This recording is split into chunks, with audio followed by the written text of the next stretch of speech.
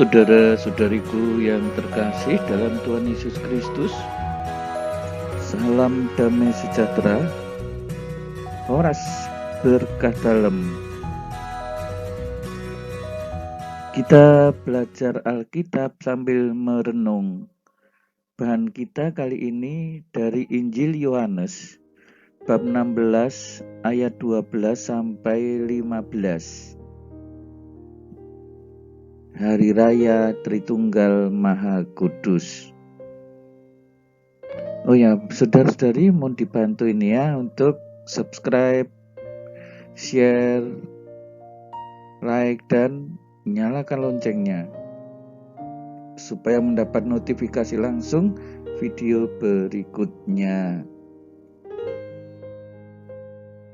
Masih banyak hal yang harus kukatakan kepadamu, tetapi sekarang kamu belum dapat menanggungnya. Nah, ini rupa-rupanya masih ada hal-hal yang belum seluruhnya disampaikan kepada murid-muridnya oleh Yesus.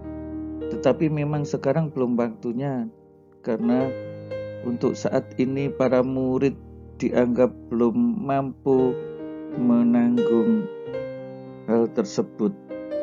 Ini tentu saja kiranya ya kita menjadi tahu karena kita hidup sesudah masa kebangkitan Yesus dan sesudah pencurahan Roh Kudus. Ya, tentu ini yang dimaksudkan bahwa Mesias akan menderita, akan mati, kemudian bangkit pada hari ketiga. Dan satu hal lagi yang tentunya akan dikatakan oleh Yesus ini menyangkut roh yang akan dicurahkan kepada mereka untuk mendampingi mereka sampai akhir zaman. Nah, saudara-saudari yang terkasih, kalau para rasul saja tidak mengerti, ya sampai kemudian sesudah peristiwa-peristiwa penampakan, barulah mereka memahami sedikit demi sedikit yang sudah disampaikan oleh Yesus ini. Dan nanti sesudah peristiwa pencurahan Roh Kudus atau Pentakosta, penampakan Yesus setelah kebangkitan dan kedatangan Roh Kudus secara penuh baru bisa dipahami oleh para murid. Maka kita harus merenungkan demikian. Peristiwa kebangkitan Yesus dan penampakan-penampakannya serta pencurahan Roh Kudus inilah yang akan menjadi kekuatan bagi para murid sehingga nanti para murid dapat menanggungnya. Tetapi apabila Ia datang, yaitu Roh kebenaran, Ia akan memimpin kamu dalam seluruh kebenaran. Sebab Ia tidak akan berkata-kata dari dirinya sendiri, tetapi segala sesuatu yang didengarnya, itulah yang akan dikatakannya. Dan Ia akan memberitakan kepadamu hal-hal yang akan datang. Nah, yang dimaksud dengan Roh kebenaran yang akan memimpin ke dalam seluruh kebenaran, yang dimaksud adalah kebenaran iman di dalam Yesus, kepenuhan iman di dalam pengajaran Yesus atau hal-hal yang sudah disampaikan oleh Yesus selama ini. Roh memimpin mereka dengan berbagai cara di dalam kehidupan manusia, dengan dalam kehidupannya sehari-hari, menerangi para rasul di dalam perjalanan-perjalanan pewartaan Injil selanjutnya, membimbing para rasul. Hal-hal inilah yang akan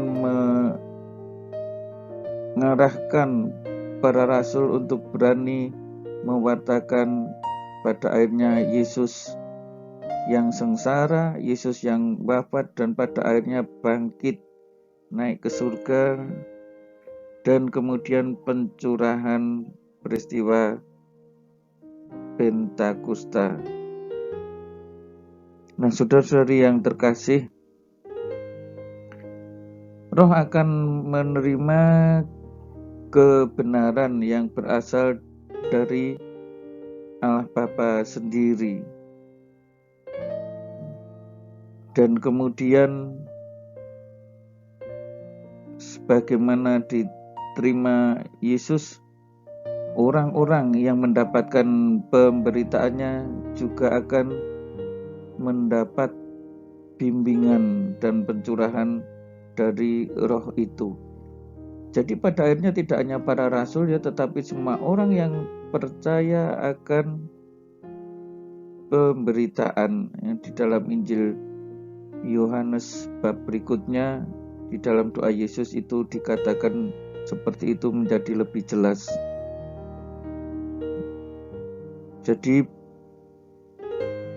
kebenaran yang di sini adalah kebenaran di dalam iman akan Yesus sendiri. Ia akan memuliakan aku, sebab ia akan memberitakan kepadamu apa yang diterimanya daripadaku. Segala sesuatu yang Bapa punya adalah aku punya, sebab itu aku berkata, ia akan memberitakan kepadamu apa yang diterimanya daripadaku. Nah, yang dimaksud ia adalah Roh itu yang akan memuliakan Kristus, sebab ia memberitakan kepadamu apa yang diterimanya daripadaku. Jadi Roh ini selalu di dalam peranannya akan membawa kita untuk memuliakan Yesus sendiri. Ia juga memberitakan kepada kita segala hal yang telah diterimanya dari Yesus. Jadi pendampingan ini arahnya menuju kemuliaan Yesus dan juga kemuliaan Bapa sendiri. Segala sesuatu yang Bapa punya adalah aku punya, sebab itu aku berkata ia akan memberitakan kepadamu apa yang diterimanya daripadaku.